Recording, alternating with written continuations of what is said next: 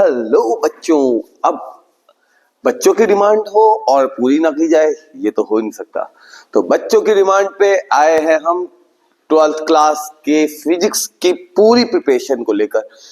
देखिए, नहीं पढ़ा है अभी तक, परेशान नहीं होना है, 2 दिन काफी हैं 70 आउट ऑफ 70 के लिए भी। कैसे? देखिए, स्ट्रेटेजी के हिसाब से पढ़ेंगे तो आप बहुत बेटर कर पाएंगे। कहां से एमसीक्यूज वाला पोर्शन ज्यादा आएगा, कहां से कॉन्सेप्चुअल बनेगा, कहां से न्यूमेरिकल बनेगा, ये सभी चीजें अगर आपको पता है तो आप बहुत अच्छा स्कोर कर सकते हैं।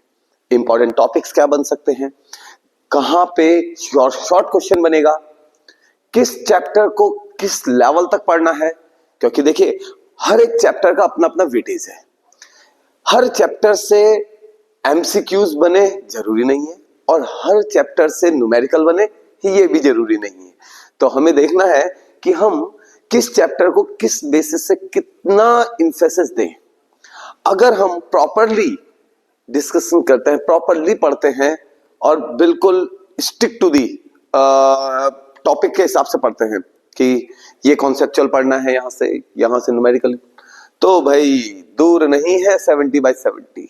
आपको बस वीडियो को पूरा देखना है और एक एक टॉपिक को समझना है कि कहां से हमें कैसे कैसे चीजों को पढ़ना है। डेरिवेशन कहां पे इंपॉर्टेंट है, न्यूमेरिकल कहां से आ सकता है, ठीक है ना। ये सभी चीजें हम यहाँ पे डिस्कस करेंगे और हम डिस्कस करेंगे कि कितना टाइम कैसे आप मैनेज करें कि आपके फुल नंबर आ सके, यानी कि 70 आउट ऑफ 70 इसको स्कोर करना है, ठीक है।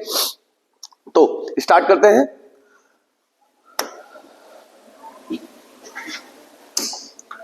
तो बच्चों, ये है आपका कंप्लीट फिजिक्स के जो थ्योरेटिकल पेपर आने वाला है आपका, उसका मार्क्स डिस्ट्रीब्यूशन किस चैप्टर से कितना आने वाला है ये सभी के पास है। फिर भी एक बार हम इसको देख लेते हैं। देखिए, इसमें अगर हम देखें तो इंपॉर्टेंस किन किन चैप्टर की बहुत ज्यादा बन रही है। बहुत ज्यादा इंपॉर्टेंट है यूनिट 1 जो कि 16 मार्क्स, यूनिट 2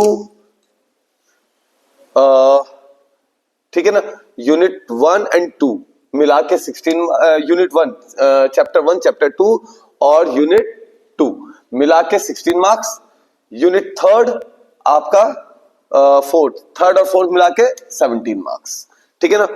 देखिए, यहां पे कुछ ऐसे चैप्टर्स हैं जो आपको श्योरली 16 और 17 पूरे नंबर स्कोर कर सकते हैं आप, ठीक है ना।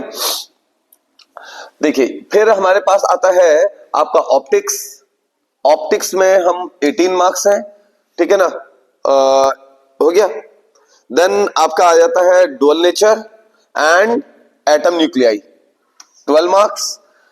फाइनली सेमीकंडक्टर डिवाइसेस और सेमीकंडक्टर सर्किट्स 7 मार्क्स, ओवरऑल 70, ठीक है। कैसे कैसे पढ़ना है, किस टॉपिक को कितने लेवल तक पढ़ना है, एक एक करके डिस्कस करेंगे हर एक चैप्टर में, चैप्टर वाइज। ओके, चलिए। अच्छा, इससे पहले हम एक चीज और डिस्कस कर लेते हैं कि देखिए, आप एक काम कीजिएगा, वीडियो देखते देखते कॉपी और एक पेन रख लीजिएगा। कॉपी पेन रख लीजिएगा और उसमें numerical, conceptual,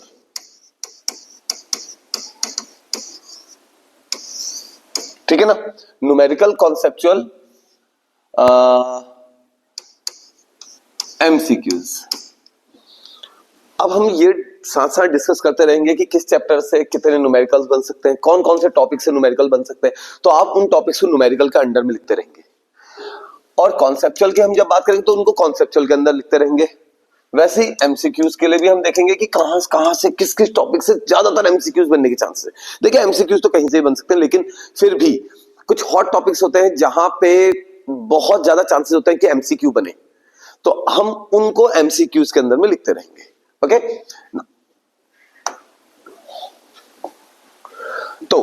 unit number one है हमारा इलेक्ट्रोस्टैटिक्स। ओके, इलेक्ट्रोस्टैटिक्स में देखिए, सबसे पहली बात इलेक्ट्रिक चार्जेस। अब यहां पे इलेक्ट्रिक चार्जेस की यानी कि कैसे लाइक पोल्स, लाइक चार्जेस क्या करते हैं, अनलाइक चार्जेस क्या करते हैं, इस टाइप की चीजें यहां पे आ सकती हैं। तो यानी कि यहां से कोई भी चांस बनता है तो एमसीक्यू का ही बनता है और कोई चांस नहीं बनने का। ठीक, फिर बात आती है conservation of charge, again MCQ पे बेस्ड। ठीक, हाँ, यहां पे एक छोटा सा न्यूमेरिकल अगर बन सकता है तो बन सकता है कहां पर, क्वांटाइजेशन पे। लेकिन क्वांटाइजेशन होगा 100% वैसे तो। देखिए Q equals to plus minus n, यहां से एक छोटा सा एक नंबर का न्यूमेरिकल बन सकता है जो कि एमसीक्यूज में ही आ सकता है। ठीक है ना। अब यहां से आगे बढ़ते हैं, फिर बात आती है कुलाम लॉ। कुलाम लॉ बेटा, कुलाम लॉ से न्यूमेरिकल भी बन सकता है या फिर यहां से जो बन सकता है, यहां से इसका प्रूफ आ सकता है वेक्टर फॉर्म में। ठीक है ना। तो कुलाम लॉ इन वेक्टर फॉर्म, बहुत ज्यादा चांसेस हैं, बहुत ही ज्यादा चांसेस हैं इसके। मतलब इसको मान लेते हैं तो हम ट्रिपल स्टार कैटेगरी में रख लेते हैं 2 से 3 नंबर के क्वेश्चंस में, यानी कि जो शॉर्ट आंसर क्वेश्चन होते हैं उसमें ये क्वेश्चन बनता है। Okay, forces between multiple charges, यानी कि हम यहां पे एक तरीके से बात कर रहे हैं कि बहुत सारे चार्जेस जब इंटरेक्ट कर रहे हैं तो क्या, श्योरली यहां से एमसीक्यू। ठीक है ना, यहां से एमसीक्यू के चांस। ठीक, now superposition principle and continuous charge distribution. Again देखिए, थियोरेटिकल, थ्योरेटिकल क्वेश्चन यहां पे से बन सकता है। ठीक है ना। ओके,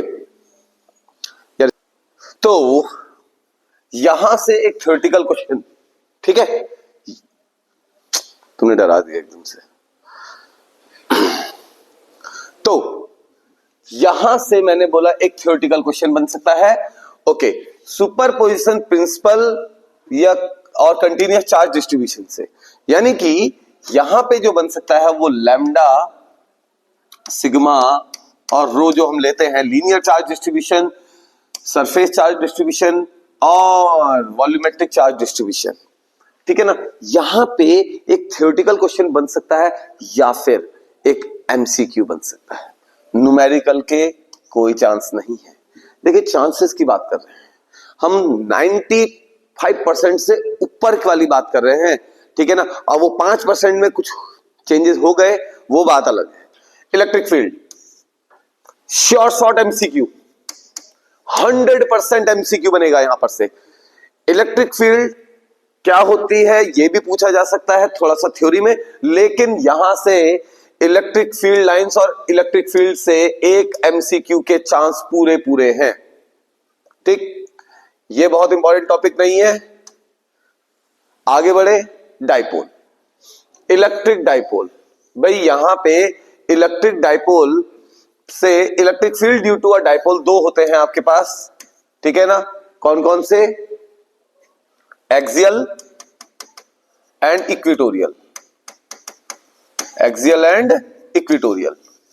तो अगर आया तो ये होगा आपका थ्योरी में। ठीक है ना। यहां से न्यूमेरिकल भी बन सकता है लेकिन एमसीक्यू नहीं। तो थ्योरी न्यूमेरिकल दोनों ही बन सकते हैं, यहां से ज्यादा चांस थ्योरी के हैं। ठीक है। ओके, एक तो न्यूमेरिकल का वेटेज थोड़ा कम है, ये भी मान के चलिएगा। न्यूमेरिकल का बहुत बड़ा वेटेज नहीं है, तो ज्यादा न्यूमेरिकल पे फोकस करने के बजाय आपको फोकस करना है थ्योरी पे, थ्योरेटिकल क्वेश्चन पे ज्यादा फोकस करना है। आगे आते हैं, torque on a dipole in a uniform electric field, पूरे चांस कॉन्सेप्चुअल क्वेश्चन। कॉन्सेप्चुअल के हिसाब से पढ़िएगा। कैसे? एक डाइपोल स्टेबल कब रहेगा, स्टेबल इक्विलिब्रियम में क्या होगा, अनस्टेबल इक्विलिब्रियम में क्या होगा, ये देखना जरूरी है। यहां पे कॉन्सेप्चुअल क्वेश्चन या एमसीक्यू बनेगा, ठीक है ना। इलेक्ट्रिक फ्लक्स थ्योरेटिकल क्वेश्चन, ठीक है। गॉस थ्योरम आए तो देखिए, गॉस थ्योरम थ्योरी में आएगी।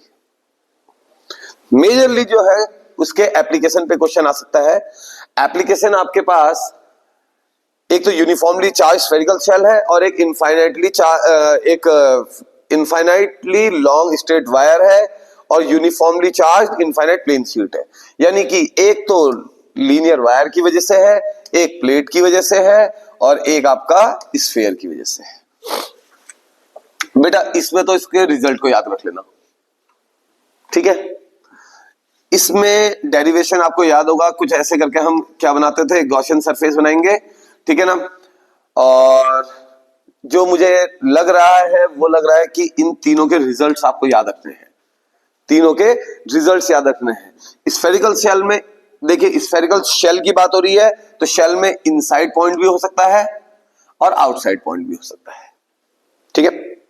ओके, नाउ तो ये तो है आपका यूनिट नंबर 1 का चैप्टर नंबर 1। कहां से न्यूमेरिकल, कहां से थ्योरी, कहां से टॉपिक इंपॉर्टेंट, कहां से कॉन्सेप्चुअल, कहां एमसीक्यूज, ये मैंने आपको डिस्कस किया है इसमें, ठीक है।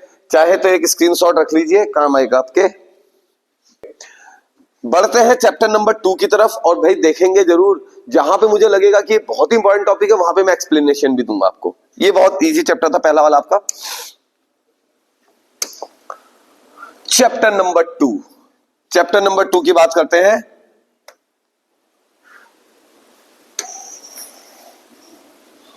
ओके, चैप्टर नंबर 2 में electrostatic potential and capacitance.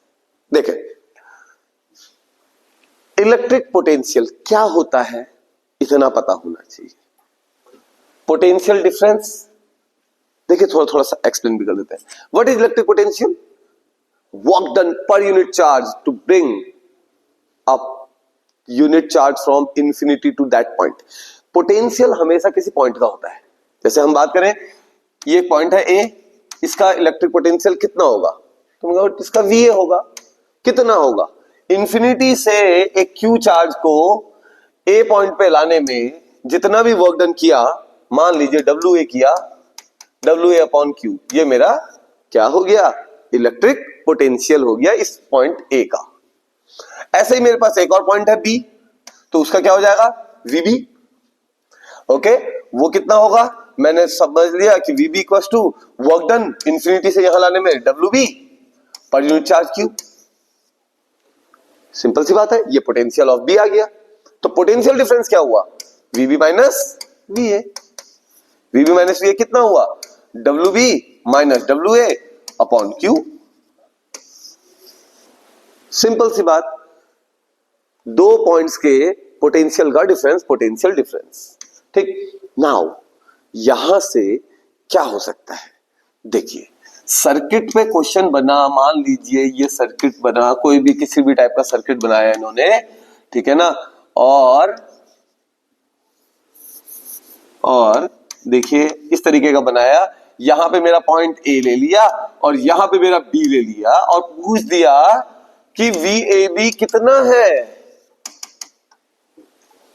Potential difference कैसे करेंगे? यहां पे एक और पॉइंट कंसीडर कर लेंगे, ठीक है ना।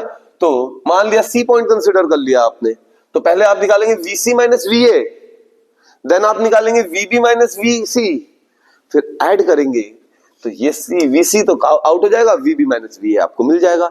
ये अप्रोच है ऐसे क्वेश्चंस के लिए या न्यूमेरिकल्स के लिए जो अलग अलग पॉइंट्स पे आपसे पोटेंशियल डिफरेंस का क्वेश्चन पुट अप करते हैं, ठीक है ना। अब यहां से पता चल गया मुझे क्या पूछना है इसमें।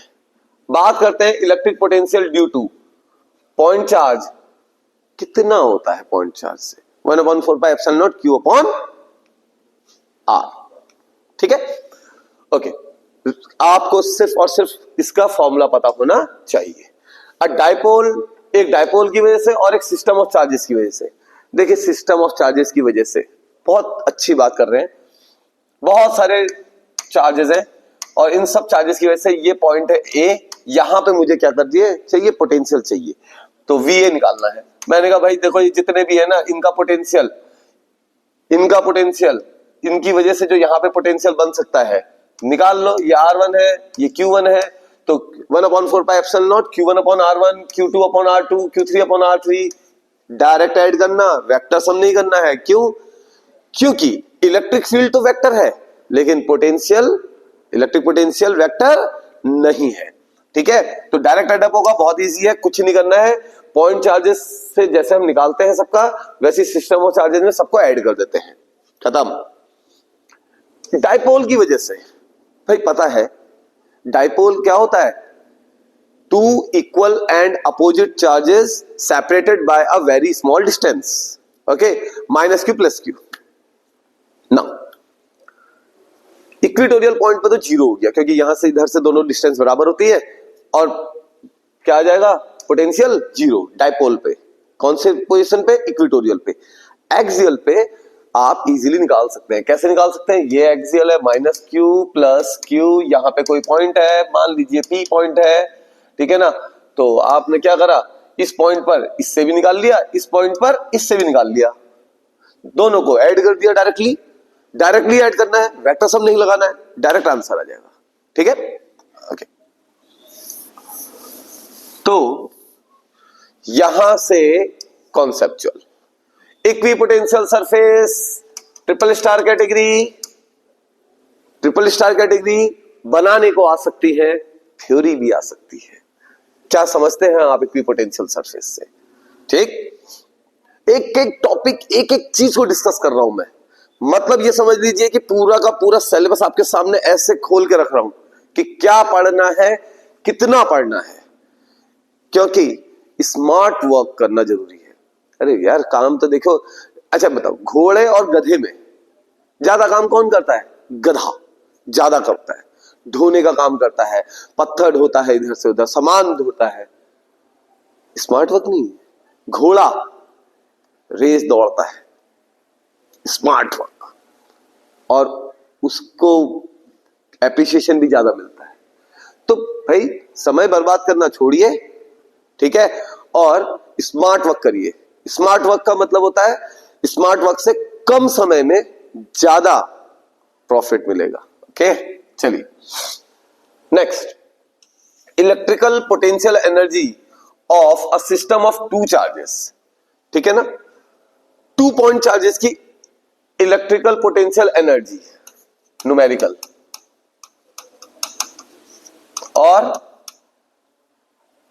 कॉन्सेप्चुअल, दोनों बन सकते हैं भाई, थ्योरी का चांस नहीं है यहां पर। End of electric dipole in a electrostatic field, electric dipole से भी, ठीक है।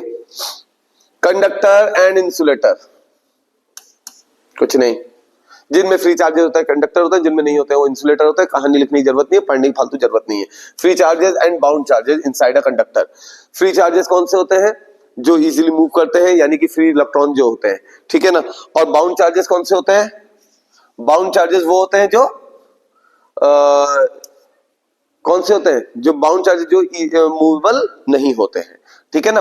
ओके, बहुत ज्यादा इंपॉर्टेंट नहीं है। Dielectric and dielectric polarisation important topic है, थ्योरी भी आ सकती है, कॉन्सेप्चुअल भी बन सकता है।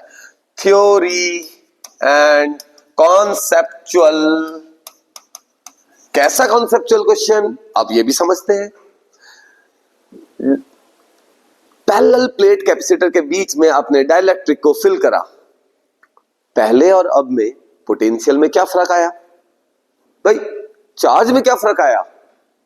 कैपेसिटेंस बढ़ा कि घटा? और एनर्जी बढ़ी कि घटी?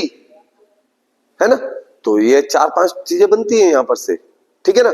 तो बता दिया भाई कॉन्सेप्चुअल क्वेश्चन कैसा, बस इतना पता होना चाहिए, कॉन्सेप्चुअल क्वेश्चन तोड़ लोगे आराम से, ठीक।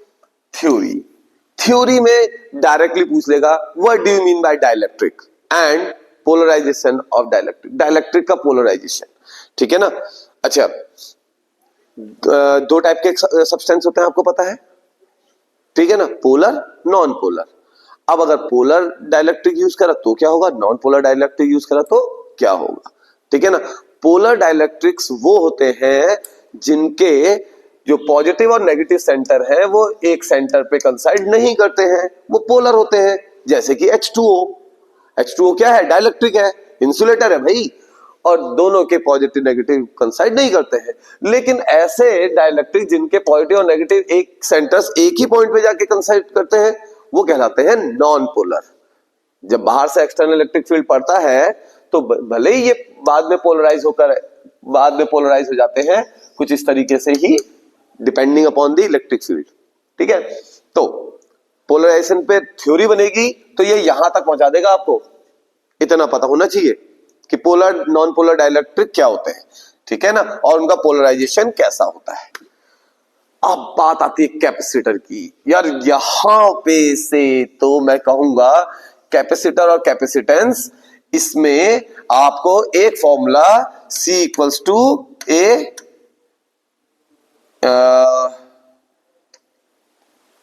उसका पैरेलल प्लेट कैपेसिटर का क्या था, capacitance equals to A epsilon naught over D, ये था A epsilon naught over D. ये वाला फॉर्मूला पता होना चाहिए, ठीक है ना। थोड़ा सा आप चाहें तो स्फेरिकल वाला भी कर सकते हैं, 4 pi epsilon naught R, C equals to 4 pi epsilon naught R, क्योंकि यहां पर से एक एमसीक्यू पढ़ सकता है एमसीक्यू भाई, यहां पे भी एमसीक्यू पढ़ सकता है भाई। एरिया बढ़ाया, कैपेसिटेंस में क्या फर्क पड़ा, प्लेट की सेपरेशन बढ़ाई घटाई, क्या फर्क पड़ा, ठीक है ना। ओके ओके ओके ओके, ये आ गया न्यूमेरिकल भाई, इस पे न्यूमेरिकल पूरे चांसेस हैं, पूरे 100% चांसेस हैं कि 100% चांस में यहां पे से न्यूमेरिकल आएगा। और क्या आएगा ये भी बता देते हैं। एक तो मैंने आपको अभी थोड़ी देर पहले बताया, जिसमें वो किसी भी पॉइंट पे पोटेंशियल पूछ सकता है। पोटेंशियल भी निकालने के लिए सबसे पहले आपको सीरीज पैरेलल करना पड़ेगा भाई। जब सीरीज पैरेलल से नेट कैपेसिटेंस निकालोगे, नेट चार्ज वगैरह जो भी अकॉर्डिंगली कैलकुलेट करोगे, ठीक। जैसा रेजिस्टेंस के केस में होता था करंट और वोल्टेज में, वैसा ही कैपेसिटर के केस में चार्ज और वोल्टेज का, ठीक है। अच्छा, तो थोड़ा सा यहां पे से आप जो स्क्रीनशॉट वगैरह रखना है रख लीजिए, क्योंकि अब मैं यहां से थोड़ा सा आगे बढ़ रहा हूं और बताने वाला हूं कि सीरीज पैरेलल पहचानना कैसे है, क्योंकि बहुत बड़ा कंफ्यूजन सीरीज पैरेलल का ही बन जाता है। क्योंकि 100% क्वेश्चन कहा है तो 100% क्वेश्चन पे तो यार समझाना बनता है आपके लिए। चलिए अब बात करते हैं सीरीज और पैरेलल की। भाई पहचानोगे कैसे,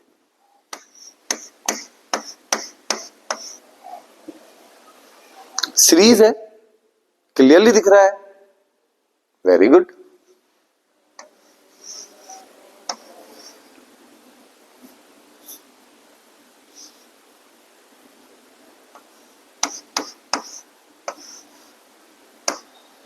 और अब क्या हुआ, क्या तीनों सीरीज में नहीं है, तीनों सीरीज में है ना, नहीं है, ये तीनों ही पैरेलल में है। अब कंफ्यूजन क्रिएट होना शुरू, ऐसा कैसे। चलिए पहले हम इनको हटाते हैं फिर बात करते हैं। देखो बेटा, ये 3 कैपेसिटर्स हैं हमारे पास, ठीक है। मान लेते हैं इस पॉइंट को पॉजिटिव दे दिया और इस पॉइंट को नेगेटिव दे दिया। यहां पर जैसे आपने ऐसा करा, ये प्लेट कैसी हुई, पॉजिटिव, ये प्लेट कैसी हुई, नेगेटिव, ये प्लेट कैसी हुई, पॉजिटिव, अब ये प्लेट कैसी, नेगेटिव हुई। अच्छा ओके, अब एक बात देखिए, अब बात आई यहां पर, ठीक, नेगेटिव पॉजिटिव, क्योंकि आमने सामने फिर अलग अलग ही होंगे। तो आप देख रहे हैं एक पॉजिटिव प्लेट एक नेगेटिव प्लेट से जुड़ी हुई है, एक नेगेटिव प्लेट एक पॉजिटिव प्लेट से जुड़ी हुई है, तो ये बना सीरीज। यानी कि पॉजिटिव प्लेट अगर नेगेटिव प्लेट से जुड़ी हुई है, दूसरे की, पहले की पॉजिटिव दूसरे की नेगेटिव से जुड़ी हुई है, तो ये हमेशा सीरीज ही होगा, सीरीज ही होगा। अब जरा पैरेलल का देख लेते हैं। ये हमने खुद फिक्टिशियस लगाया है और ऐसे चेक करने के लिए। अब जरा दूसरी बारी देखते हैं। यार बहुत कंफ्यूजन होता है बच्चों को, बहुत ज्यादा, कि ये सीरीज है कि पैरेलल है। देखिए यहां देखिए, अब यहां देखिए। ओके, पॉजिटिव ये जुड़ा है पॉजिटिव, तो पॉजिटिव ये गया पॉजिटिव, गया पॉजिटिव, गया पॉजिटिव, पॉजिटिव, और ये देखिए पॉजिटिव। अब यहां देखिए नेगेटिव, ये नेगेटिव और ये भी नेगेटिव। भाई दिख रहा है क्लियरली, सारे नेगेटिव आपस में जुड़ गए हैं और सारे पॉजिटिव आपस में जुड़ गए हैं। यानी पॉजिटिव, पहले की पॉजिटिव और दूसरे की पॉजिटिव आपस में जुड़ी है, या नेगेटिव और नेगेटिव आपस में जुड़ी है, तो ये दोनों पैरेलल में है। यहां तो तीनों की जुड़ी है, तो ये तीनों पैरेलल में हैं। अगर आपने सीरीज पैरेलल नहीं पहचाना तो आपने न्यूमेरिकल पहले ही गलत कर दिया, पहले स्टेप में ही गलत कर दिया। और स्टेप बाय मार्किंग है, ये ध्यान रखना। आप स्टेप बाय स्टेप सॉल्व करते जाइए, आपके नंबर सही आएंगे और अच्छे आएंगे। ठीक है, तो सीरीज पैरेलल समझ में आया। सीरीज पैरेलल ही इंपॉर्टेंट था यहां पर, क्योंकि यही नहीं आया तो आगे सब गड़बड़ है। फिर तो आप नॉर्मली चलते रहिए, कौन से फॉर्मूले से, Q इक्वल्स टू CV, चलाइए इसको। ठीक है, ओके। सीरीज में Q सेम रहेगा, Q सेम और वोल्टेज डिफरेंट। पैरेलल में वोल्टेज सेम, Q डिफरेंट। हाँ, अभी बच्चों एक अनाउंसमेंट और है आप लोगों के लिए। जो पन्नगर का एंट्रेंस एग्जाम होता है और CUET होता है हमारा सेंट्रल यूनिवर्सिटीज के लिए, जहां पे आप बहुत सारे कोर्सेज में अपना एडमिशन ले सकते हैं गवर्नमेंट कॉलेजेस में। तो इसके लिए हम लोग एक ऑनलाइन कोर्स स्टार्ट करेंगे, और वो ऑनलाइन कोर्स आपका पेड कोर्स होगा। ठीक है ना। हाँ, जो बच्चे ऑफलाइन आ पाएंगे वो लोग ऑफलाइन सेंटर में आ जाएंगे, और जो लोग घर बैठे बैठे पढ़ेंगे तो उनको एक नॉमिनल सा चार्ज देना पड़ेगा, और पूरी कंप्लीट पन्नगर एंट्रेंस की तैयारी कराई जाएगी, साथ साथ CUET की कंप्लीट तैयारी कराई जाएगी। इसमें ध्यान देना है कि फिलहाल पन्नगर एंट्रेंस की एज सच कोई भी बुक उत्तराखंड के अंदर नहीं अवेलेबल है। एक ही बुक अवेलेबल है अरिहंत की, बट कुछ कहना नहीं है उसके बारे में। ठीक है ना, बाकी आप समझदार हैं, समझ गए होंगे। ठीक है, हम किसी को यहाँ पे क्रिटिसाइज नहीं कर रहे हैं, हम बस बेस्ट रिजल्ट्स आपके लिए लाने की कोशिश कर रहे हैं कि आप अपने आगे फ्यूचर में कुछ बहुत अच्छा ही करें। ठीक है ना। मेरी गारंटी है कि ये आने वाला जो हम पन्नगर एंट्रेंस का जो कोर्स हम स्टार्ट करेंगे, CUET का कोर्स स्टार्ट करेंगे, ये 100% आपको बेनिफिशियल होगा। इसमें आपको एनहांसमेंट मिलेगी, आपका सिलेक्शन के लगभग 100% चांसेस रहेंगे पूरी तरीके से, क्योंकि हम इतना पावरफुल कोर्स उसको बना रहे हैं, जिसकी वीडियो शूटिंग्स वगैरह हमने स्टार्ट भी कर दी हैं, और हम उसको लेके जा रहे हैं बहुत एक अच्छे टॉप लेवल पे। तो प्लीज बने रहिए और देखिए कब वो कोर्स हम लॉन्च करेंगे, उस पर जरूर आप एनरोल कीजिएगा। ठीक है ना। फिलहाल के लिए यहां पे आपको ये बात तो समझ में आ गई कि हमने सीरीज पैरेलल से क्या देखना है। अब बात आती है, अब हाँ, कि डाइलेक्ट्रिक मीडियम है प्लेट में, तो यहां पे कौन सा क्वेश्चन, ये आगे हमने बात कर ली है। यहां पर ये वाली बात हो गई है, मतलब चार्ज पे क्या फर्क पड़ेगा, वोल्टेज पे क्या फर्क पड़ेगा, एनर्जी पे क्या फर्क पड़ेगा, ये सब चीजें आ जाती हैं इसमें। And the last topic from chapter number 2 is energy stored in a capacitor. भैया इसका कोई डेरिवेशन नहीं करना है, बिल्कुल टाइम वेस्ट नहीं करना है, नहीं आएगा, बिल्कुल 100% नहीं आएगा। ठीक है ना। करा भी रखा है स्कूल में तो भी मत करना।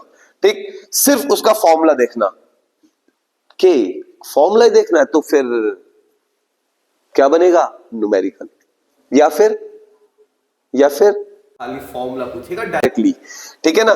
तो मेजरली यहां से बनेगा न्यूमेरिकल, भाई न्यूमेरिकल के लिए ही है ये, ठीक है ना, न्यूमेरिकल। और डायरेक्ट बनेगा एनर्जी इक्वल टू क्या होती है, हाफ CV स्क्वायर। चेंजेस भी होते हैं यहां पर, कर सकते हैं उसको, Q स्क्वायर बाई C, ठीक है ना। ओके, तो चैप्टर नंबर 2 से क्या क्या इंपॉर्टेंट सारा हमने डिस्कस कर लिया, ठीक है ना। अब बात करेंगे, अच्छा हाँ, अगर किसी को लगता है कि उसको कोई डाउट है, कुछ पूछना है, कुछ प्रॉब्लम है कि ये वाले टॉपिक से क्या आ सकता है, ये इस टॉपिक से क्या पूछा जा सकता है, आप कमेंट सेक्शन में लिख सकते हैं, ठीक है ना। मैं उसका रिप्लाई भी करूंगा आपको कि कौन सा टॉपिक बहुत इंपॉर्टेंट है, कौन सा टॉपिक में आपको समझ में नहीं आ रहा है तो भी बताइए कि सर मुझे ये टॉपिक समझ में नहीं आ रहा है, तो मैं कोशिश करूंगा कि उसके लिए तुरंत जितनी जल्दी हो सके एक वीडियो बना के रख दूं, ठीक है ना। क्योंकि देखिए पूरा कोर्स तो मैं नहीं करा सकता 2 दिन में आपको, मैं सिर्फ बता सकता हूं आप क्या क्या पढ़िए, ठीक। बट अगर फिर भी आपको लगता है कि मुझे ये टॉपिक नहीं आ रहा समझ में बिल्कुल भी, तो उसके लिए या तो देखिए चैनल में देखिए, उसमें कई सारी वेव ऑप्टिक्स तो पूरी पड़ी हुई है, ठीक है ना, और सेमीकंडक्टर की भी शायद लगभग है वीडियोस।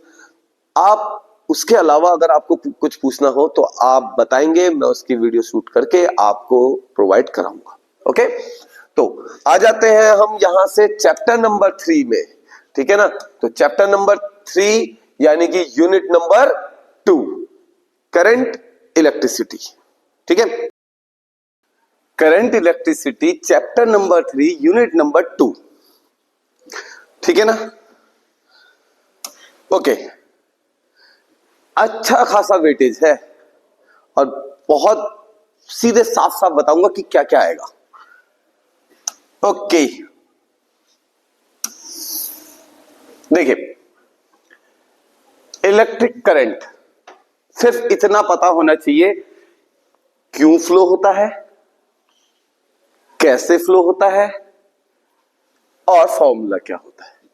चार्जेस के मूवमेंट से इलेक्ट्रिक करंट बनता है और जिसका फॉर्मूला होता है I equal to Q by T, और I इक्वल्स टू लिमिट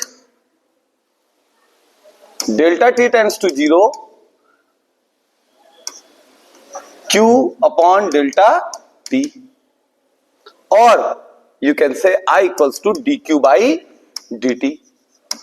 अब देखिए यहां पे तो डायरेक्ट क्वेश्चन बन गया कि भाई चार्ज दे रखा है, टाइम दे रखा है, करंट निकालिए। यहां पे ये क्या करेंगे, चार्ज की इक्वेशन दे देंगे आपको, 3t square plus 4t plus 5।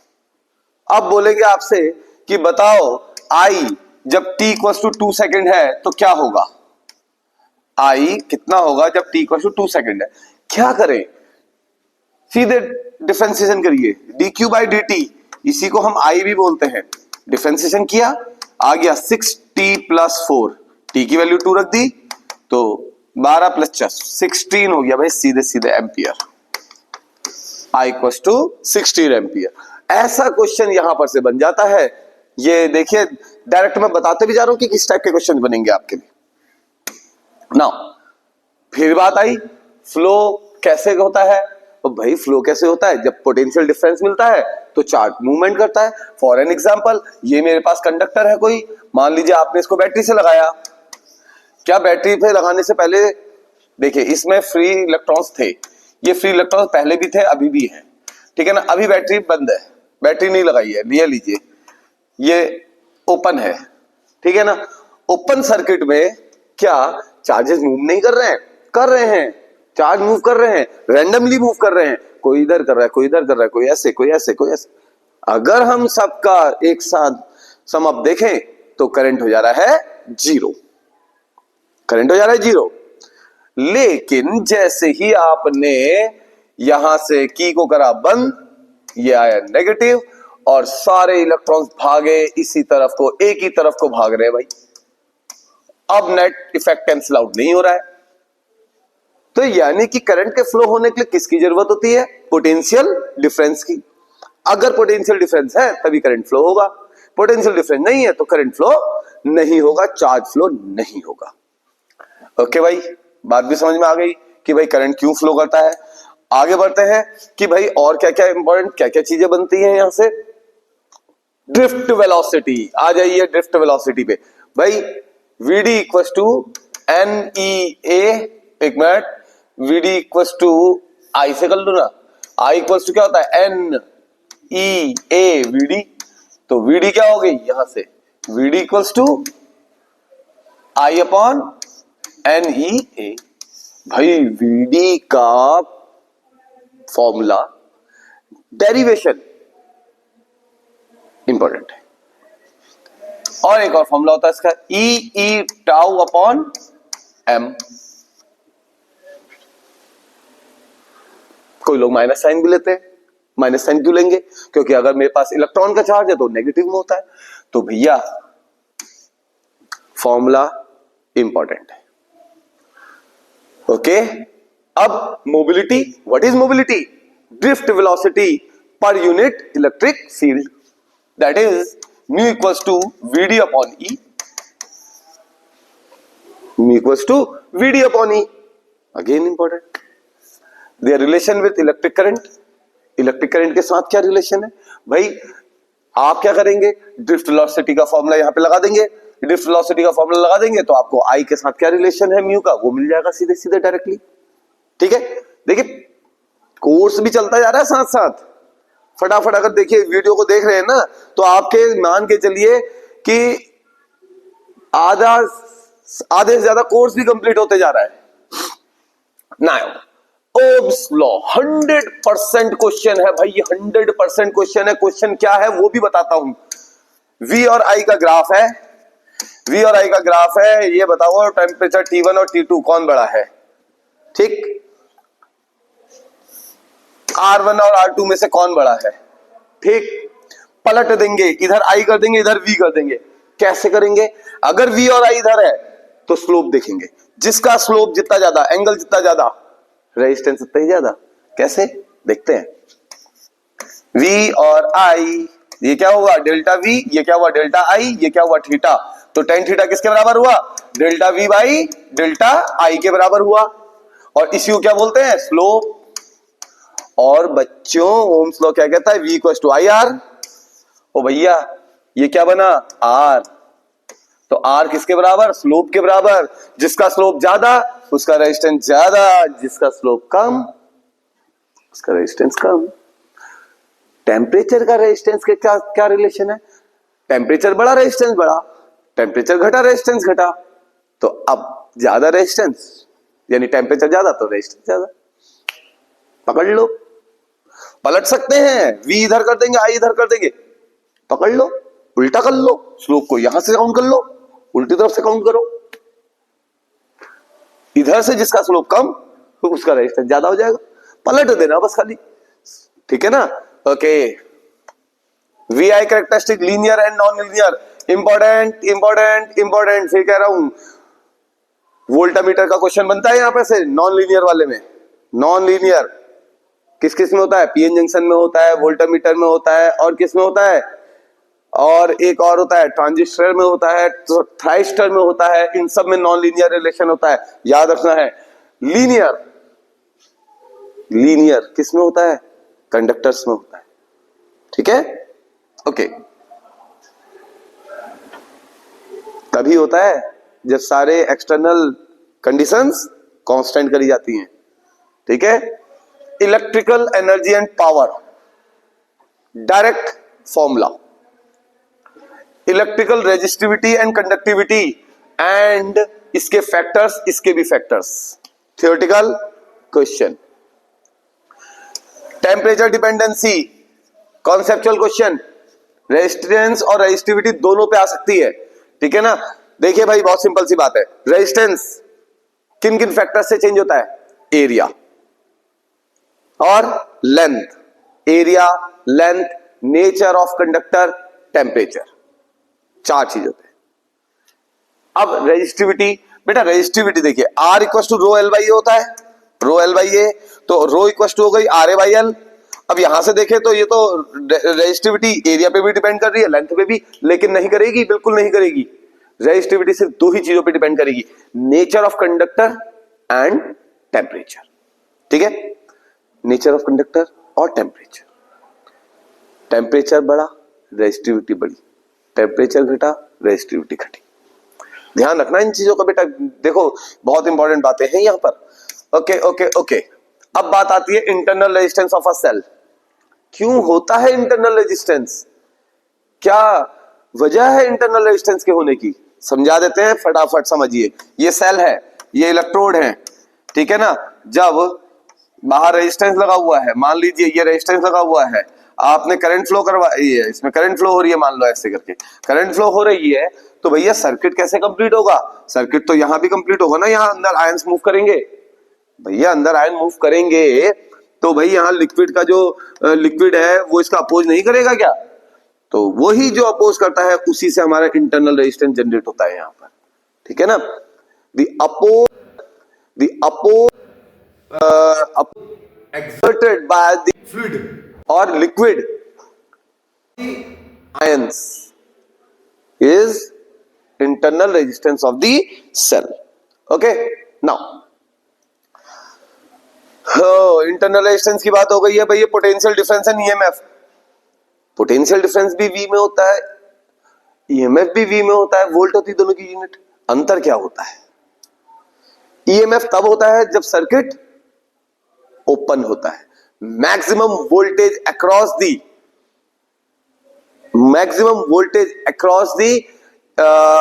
Electrodes when it is in open circuit, और जैसे ही क्लोज सर्किट में आता है तो फिर वो हो जाता है पोटेंशियल डिफरेंस। अंतर फॉर्मूले से बदल जाएगा, E equals to V plus I R, यानी कि इंटरनल रेजिस्टेंस भी काउंट हो जाता है। बस इतनी सी बात समझो।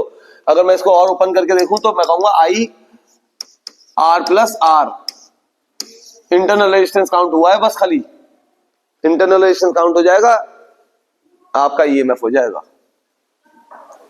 Combination of cells in series and parallel, देखिए बहुत इंपॉर्टेंट तो नहीं कहूंगा, लेकिन हाँ यहां पे ना एक कंडीशन है इसकी, मैक्सिमम करंट की कंडीशन, पैरेलल में भी और सीरीज में भी। अगर पेपर टफ बना तो यहां पर से कॉन्सेप्चुअल क्वेश्चन बहुत बेहतरीन बन सकता है। ये तो प्लीज इसलिए कह रहा हूं कि इसके मैक्सिमम करंट और मैक्सिमम सीरीज में भी और पैरेलल में भी, दोनों का देख लीजिएगा। मुझे लगता नहीं है कि मिक्स ग्रुपिंग आएगी, तो सीरीज और पैरेलल तो देख लीजिएगा पक्का। क्या? मैक्सिमम करंट की कंडीशन सिर्फ, और कुछ नहीं। किरचॉफ लॉ 100%, एक छोटा छोटा न्यूमेरिकल या फिर एक बड़ा न्यूमेरिकल। छोटा न्यूमेरिकल 2 नंबर में, बड़ा न्यूमेरिकल ले जाएगा पूरे मार्क्स, सबसे बड़े मार्क्स। तो भाई किरचॉफ लॉ, 2 लॉ हैं, 2 रूल हैं, करंट लॉ और वोल्टेज लॉ, ठीक है। करंट डिवीजन लॉ और वोल्टेज लॉ, ठीक है। याद रखना, केवीएल केसीएल लगा के कैसे क्वेश्चन सॉल्व। अगर बच्चों नहीं आता है किरचॉफ लॉ यूज कराना, किरचॉफ लॉ के क्वेश्चन सॉल्व करना, तो कमेंट सेक्शन में लिखना, मैं किरचॉफ पे एक बेहतरीन सी वीडियो बनाऊंगा आपके लिए। लेकिन वो तभी जब आप उसकी डिमांड करेंगे। व्हीटस्टोन ब्रिज बहुत ही सिंपल टॉपिक है, बहुत ही अच्छा टॉपिक है, प्लीज बेटा देख लीजिए, ठीक है ना। छोटा टॉपिक है इसलिए अभी डिस्कस कर ले रहे हैं।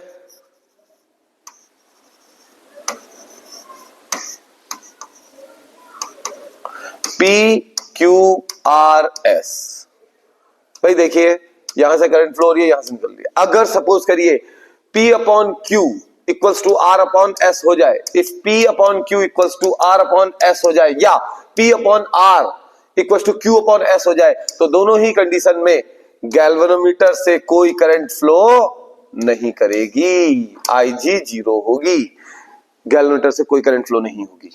अब आप इसको ऐसे भी देख सकते हैं,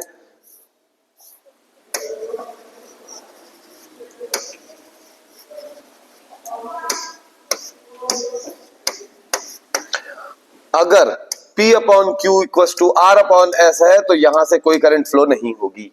तो आप लोगों ने तो ऐसे पढ़ा, मैंने आपको ऐसे क्यों बताया? क्योंकि जब न्यूमेरिकल आएगा तो वो ऐसे फंसा हुआ मिलेगा तुम्हें, ऐसे नहीं मिलेगा, दिखेगा नहीं कि व्हीटस्टोन ब्रिज बन रहा है, सोचना पड़ेगा व्हीटस्टोन ब्रिज बन रहा है। तो बेटा यहां पे भी थोड़ा सा ध्यान दे देना, बच्चे देखते रहे थे कैसे सॉल्व करूं कैसे सॉल्व करूं, जबकि लग रहा होता है डायरेक्ट व्हीट स्टोन ब्रिज लग रहा होता है। तो भाई ये आपका हो गया है पूरी तरीके से करंट इलेक्ट्रिसिटी का पूरी तरीके से डिस्कशन। भाई अगर कोई दिक्कत है बच्चों तो प्लीज पूछना, कमेंट सेक्शन में बताना, ठीक है। तो अब हम आगे बढ़ते हैं अपने नेक्स्ट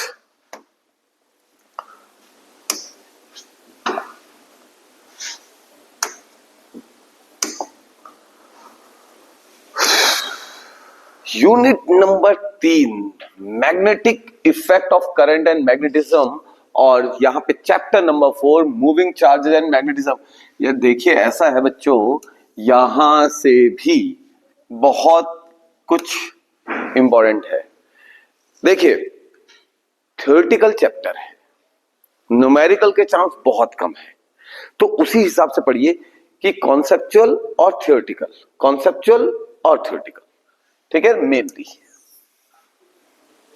देखिए सबसे पहली चीज आ जाती है concept of magnetic field. Magnetic field क्या है? तो भाई देखो, मैग्नेटिक फील्ड और मैग्नेटिक फील्ड लाइंस, ठीक है ना। मैग्नेटिक फील्ड और मैग्नेटिक फील्ड लाइंस पे एमसीक्यू, वो भी कॉन्सेप्चुअल।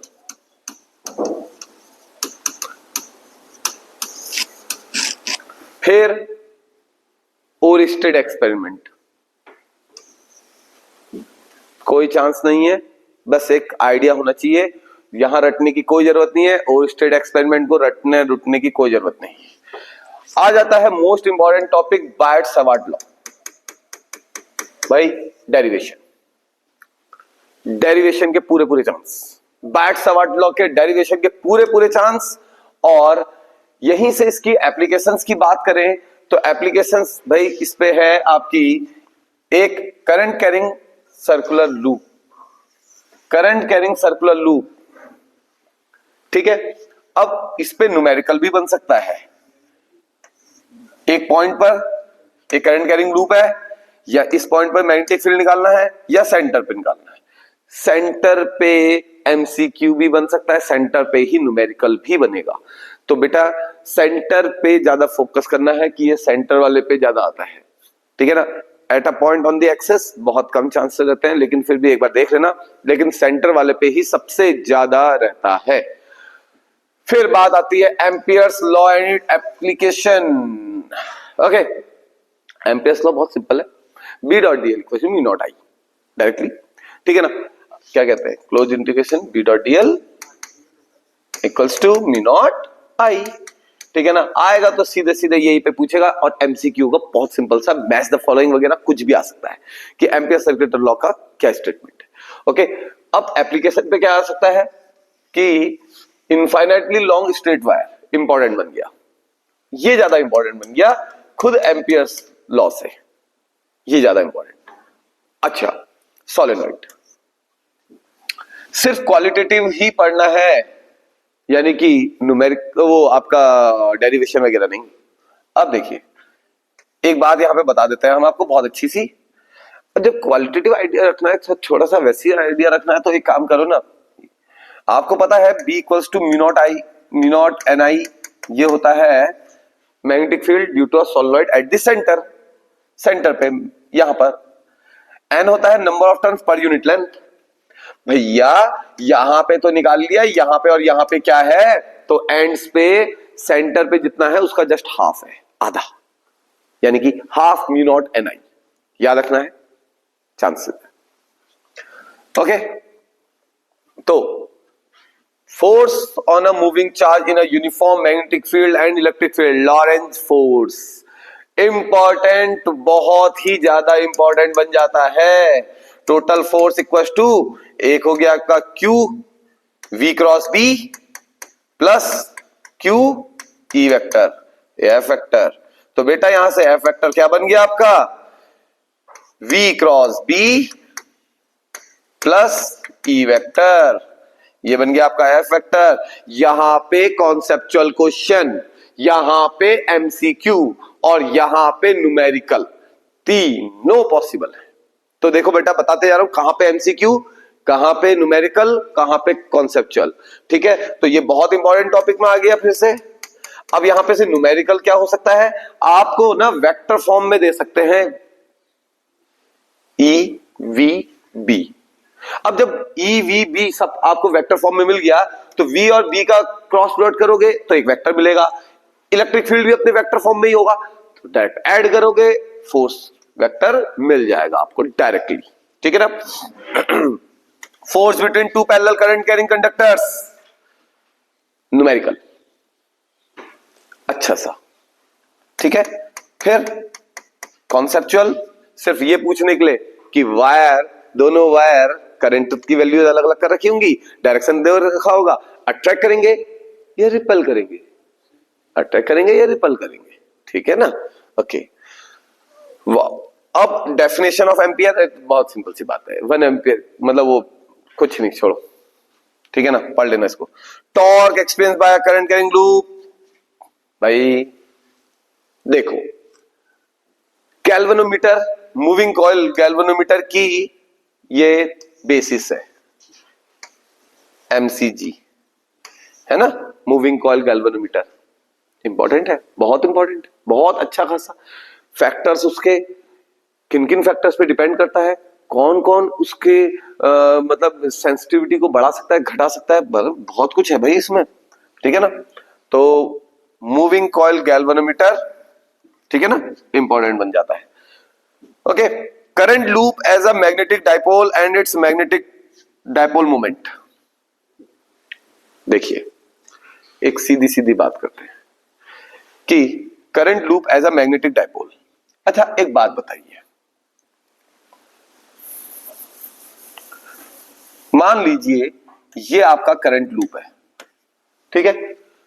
तो ये करंट लूप जब इस पे करंट फ्लो कर रहा है, आपको पता है ना एक सर्कुलर करंट लूप जो है एक बार मैग्नेट की तरह काम करता है, छोटा सा बार मैग्नेट, क्योंकि इसमें भी नॉर्थ और साउथ बनता है। अब इसमें क्या बन रहा है, साउथ, ठीक है ना। इसके बैक साइड में क्या बनेगा, पीछे की साइड में नॉर्थ, ऑब्वियस सी बात है। अब देखिए अगर आगे से इसमें करंट ऐसे चल रहा है तो पीछे इसमें करंट कैसे चलेगा, ऐसे चलेगा। तो ये क्या बन रहा है, देखो नॉर्थ और ये साउथ। इसे क्लॉक फेस रूल भी कहते हैं, 10th क्लास में भी पढ़ा है आपने। यहां से कॉन्सेप्चुअल क्वेश्चन, यहां से कॉन्सेप्चुअल क्वेश्चन बनता है, ठीक है ना। ओके, नाउ ये वाला टॉपिक फिर कहता हूं बहुत इंपॉर्टेंट है, ठीक है ना, इस पे थोड़ा ज्यादा फोकस करेंगे, ठीक है। ओके, अब एक और चीज, current sensitivity, voltage sensitivity important रहेगी, ठीक है, एमसीजी की या गैल्वेनोमीटर की, ठीक है ना। गैल्वेनोमीटर का एमीटर और वोल्टमीटर ट्रांसफॉर्मेशन मैं यहीं पे समझा दे रहा हूं आपको। देखिए ये गैल्वेनोमीटर है, इस गैल्वेनोमीटर के सीरीज में बहुत बड़ा सा रेजिस्टेंस लगा दिया तो ये बन गया आपका वोल्टमीटर। वोल्टमीटर क्यों लगा दिया, बड़ा सा रेजिस्टेंस, बड़ा सा रेजिस्टेंस लगाने से क्या होगा, पूरी की पूरी वोल्टेज यहां अपेयर होने लगेगी, सारी वोल्टेज अपेयर होगी, वोल्टेज अपेयर होगी तो हम ज्यादा इजीली उसको मेजर कर पाएंगे। अगर गैल्वेनोमीटर के पैरेलल में एक छोटा सा रेजिस्टेंस लगा दिया जिसे हम शंट बोलते हैं, क्या बोलते हैं, शंट, वो लगा दिया तो ये पूरा सेटअप बन जाएगा आपका एमीटर, ठीक है। अब ऐसा क्यों करते हैं, ताकि गैल्वेनोमीटर से ज्यादा करंट फ्लो ना हो। ज्यादा से ज्यादा करंट क्या होगा, शंट से जाएगा क्योंकि रेजिस्टेंस कम है, बहुत छोटा सा रेजिस्टेंस है, और इसके बंद होने के चांसेस भी खत्म हो जाते हैं, ठीक है ना।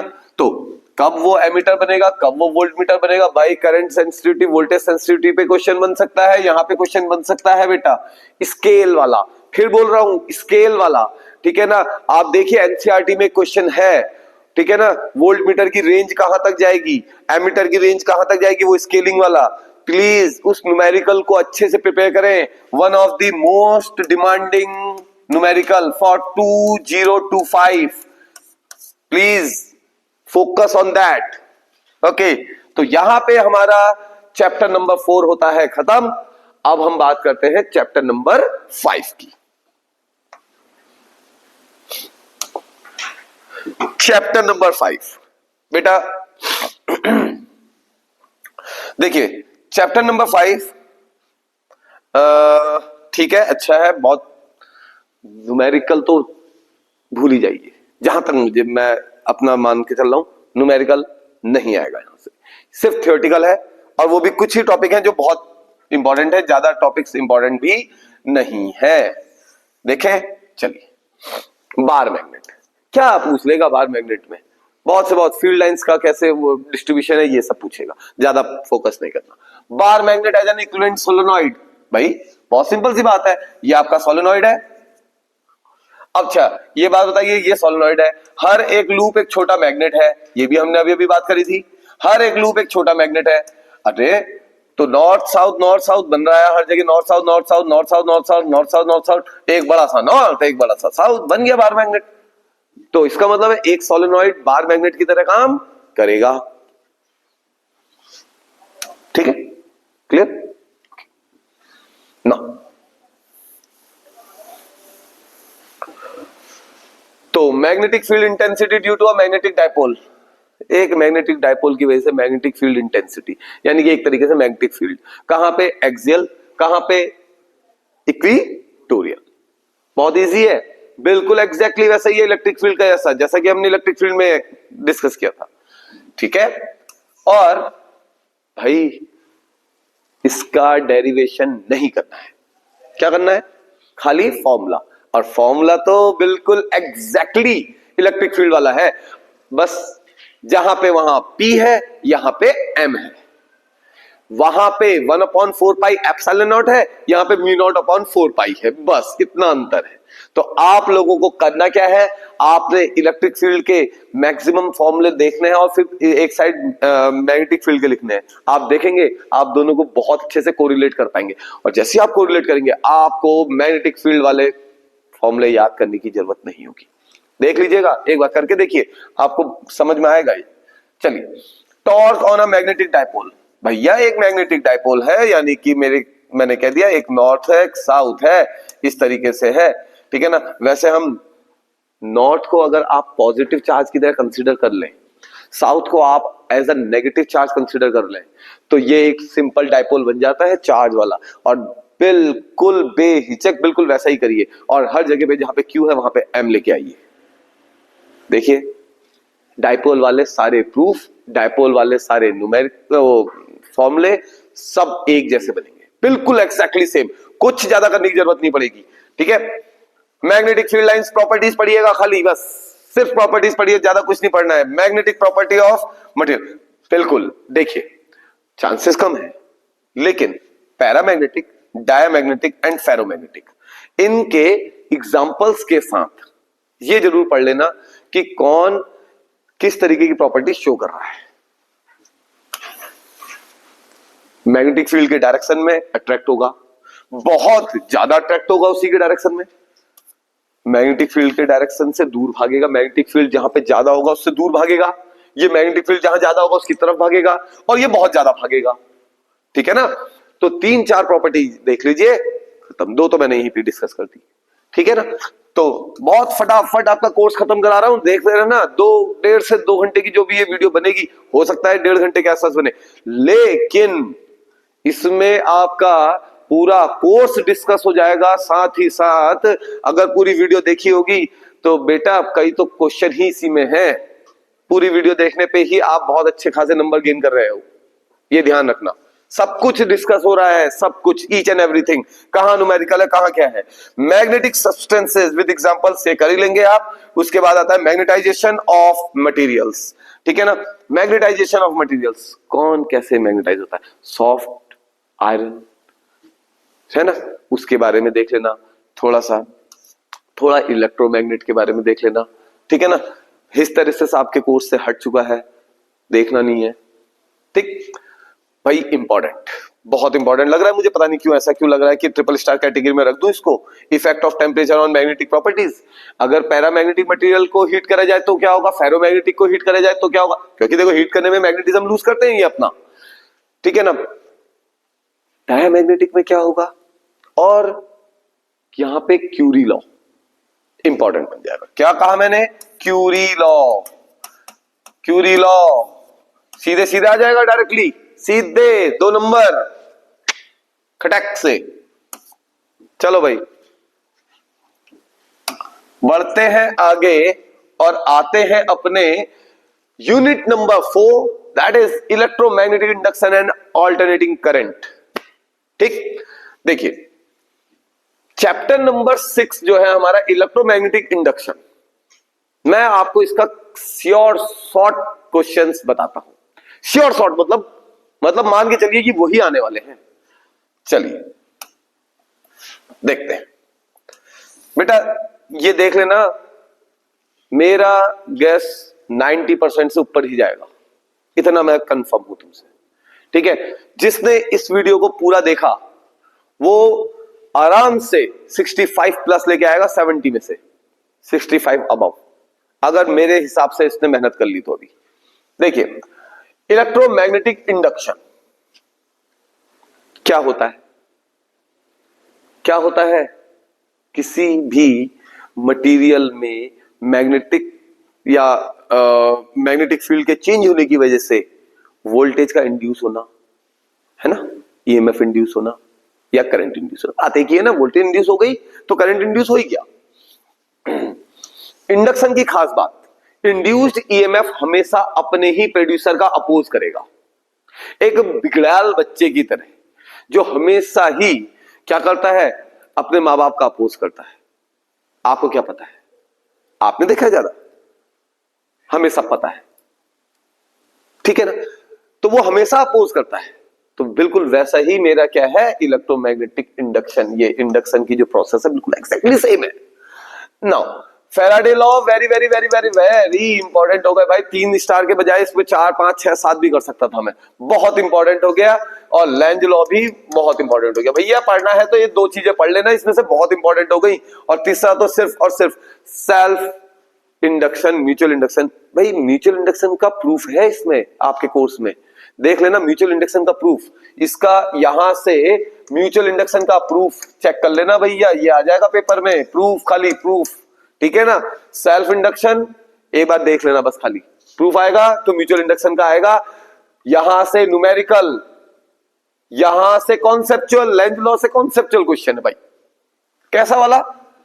एक रिंग है, एक मैग्नेट है, जब मैग्नेट पास आएगा तो करंट किस डायरेक्शन में जाएगा? Induce current.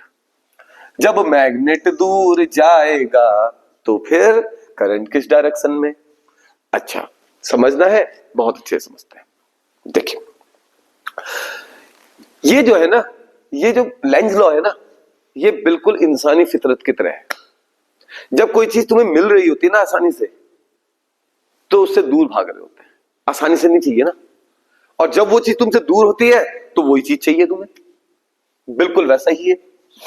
जब मेरा ये मैग्नेट पास जा रहा है तो क्या कर रहा है? फील्ड लाइंस ऐसे एमिट कर रहा है, ये फील्ड लाइंस एमिट कर रहा है नॉर्थ पोल से अपने।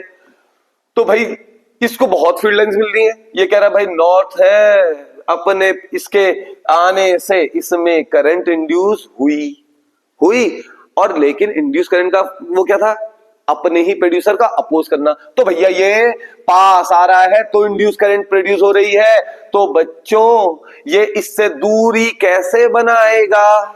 जब यहां नॉर्थ पोल लाएगा, और नॉर्थ पोल लाएगा तो ये हो गई करंट की डायरेक्शन, ठीक। अच्छा जी, अब एक बात बताइए कि जब ये मेरा नॉर्थ पोल इस लूप से दूर जाएगा तब क्या होगा? तब भी फ्लक्स में चेंज आएगा।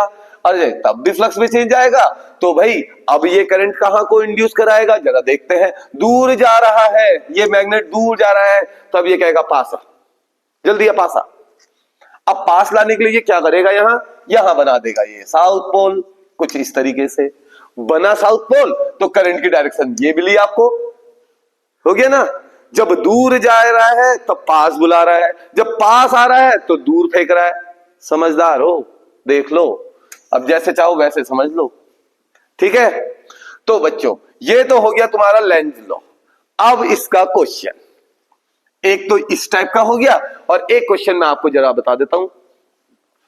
एक स्पोक्स वाला क्वेश्चन है, साइकिल की स्पोक्स वाला, जिसमें एक साइकिल की स्पोक ऐसे ऐसे घूम रही है, यूं मैग्नेटिक फील्ड में गोल गोल घूम रही है, ठीक है ना। तो वहां उसके घूमने से भी बार बार फ्लक्स में चेंज आ रहा है, फ्लक्स में चेंज आ रहा है यानी इंड्यूस करंट प्रोड्यूस हो रहा है। कितना हो रहा है?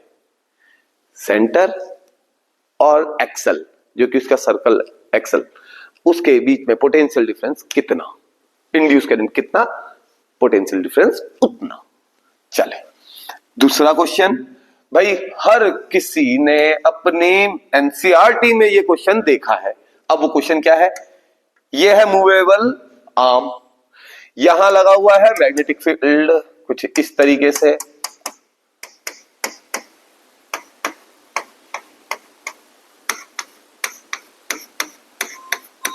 ये आपने जरूर देखा होगा। कौन सा वाला?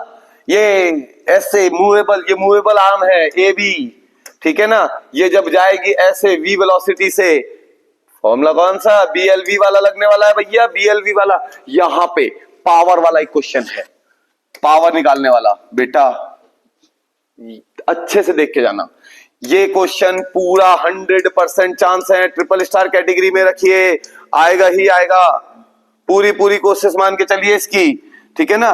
तो ये मान के चलिए कि आ ही गया है पेपर में, ठीक। तो भाई हमने इलेक्ट्रोमैग्नेटिक इंडक्शन पूरी तरीके से डिस्कस कर लिया है, क्या क्या आएगा, कैसे कैसे आएगा, ठीक है। कहां से एमसीक्यू आएंगे, कहां से न्यूमेरिकल आएगा, कहां से क्या आने वाला। लास्ट और मतलब हमारी पार्ट 1 बुक का ऑल्टरनेटिंग करंट। भाई देखिए ऑल्टरनेटिंग करंट में, alternating current peak value RMS value, peak value RMS value, ठीक है ना, और मीन वैल्यू। इसमें लिखा नहीं है लेकिन मीन वैल्यू भी याद रखनी है अपने, ठीक है ना। तो ओके, आरएमएस वैल्यू कितनी होती है? 0.707 times of top peak value. वैसे मीन वैल्यू का भी देख लेना, ठीक है। अच्छा, 220 वोल्ट की एसी और 220 वोल्ट की डीसी, कौन ज्यादा खतरनाक? किसका शॉक बड़ा? कौन ज्यादा dangerous? Important question. Reactance and impedance. भाई देखिए, इंपीडेंस रेजिस्टेंस की तरह का दिए सर्किट में, जैसे नॉर्मल में रेजिस्टेंस होता है वैसे ही एसी में इंपीडेंस होता है, रिएक्टेंस होता है, ठीक है ना। देखिए अब बात आती है एलसीआर सीरीज सर्किट की, फेजर ओनली। भाई कितनी बड़ी बात कह दी, फेजर ही फेजर आएगा, फेजर आएगा सिर्फ, ठीक। तो फेजर आएगा तो भाई आपको पता होना चाहिए फेजर कैसे ड्रॉ करना है, ठीक है। कौन सा वाला बनाएंगे? ये वाला बनाएंगे, ठीक। देखना, अगर आप यहां पे आई लेके चल रहे हैं, ठीक है ना, एलसीआर सर्किट, ये हो गया आपका वीएल, ये हो गया वीसी, ये हो गया वीआर, ठीक। तो अगर वीएल ग्रेटर देन वीसी है तो ये वाली कंडीशन बनेगी। इसमें ये वीएल है, ये वीसी है, तो यहां पे कहीं पे आएगा आपका वीएल माइनस वीसी, ठीक है। तो ये तो आपका क्या हो जाएगा? हट जाएगा, तो ईएमएफ आएगा ये।